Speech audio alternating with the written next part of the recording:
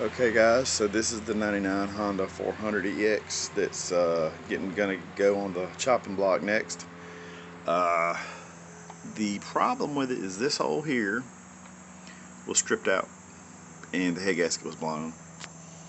But that didn't stop him from riding it like that for a very long time because look at that.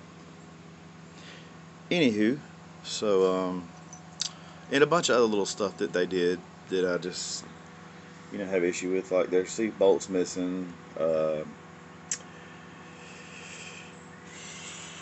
I run a chase down in here and cleaned up some of the threads, about this much at the very bottom, but I don't know if that's going to be enough because this was the issue when I took it out. You can see how the bottom part of the threads are all banged up here, and that's because somebody already did Healy coil, and then for some reason they took this stud back out and run it back in and did this damage, and that's why I didn't keep torque. Anywho, so you're left with the option of putting it back together like this and hoping it stays together, or spend a couple $100 to get a cylinder, another piston. Why not?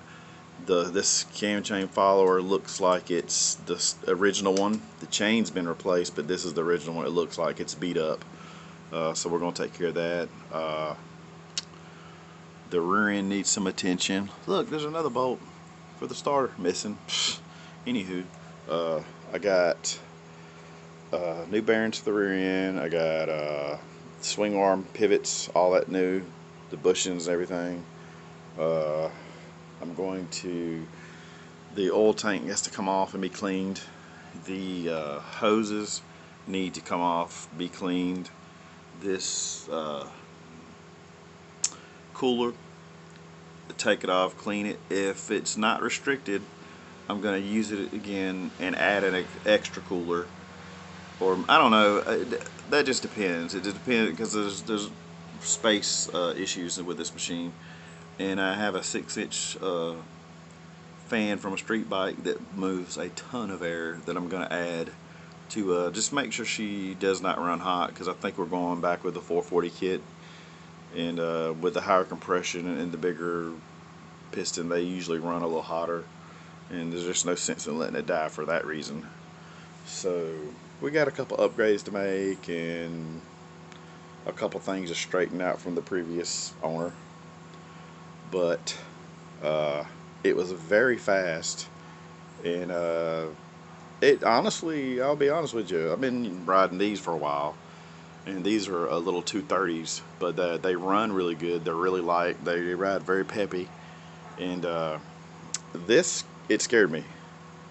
The fact that it was making that much power, leaking as much air as it was leaking out of this thing. I said to myself, fix this problem, and this thing's going to make even more power. It's going to be dangerous. So anyway, but I'm going to show you my baby that I finally got back together. And y'all just have to overlook the mess. My carport is horrible. It's heinous. But anyway, here's the one that I had all the problems with the rear end. I finally got it back together. This one's mine. Been doing some stitch work. But look, it's dead cold. It's not been run today at all. Check this out. This is a 92. It's had some work done to it. Nothing crazy. There we go. Let me hit the starter button. If I can reach it around my ramps here.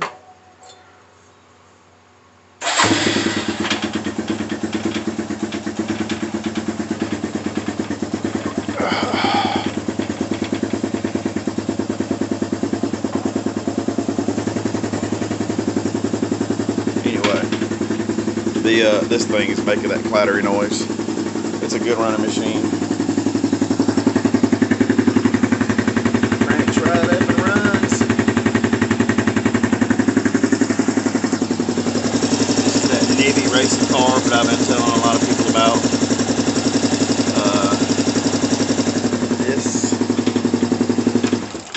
This machine comes with a from the factory, I think on a 24 millimeter carb, and then we added the 30 millimeter nibby, and I just added it to this one. Let's see, see it right there. That one's brand new.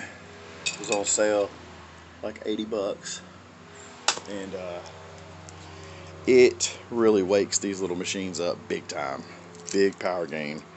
I mean, you're talking about something that's stock that's got around 13, 14 horsepower. It definitely gains a couple horsepower, which is a lot for these. But anywho, I will get back with y'all when I get further along with the project and let y'all hear this thing run. Everybody have a good one.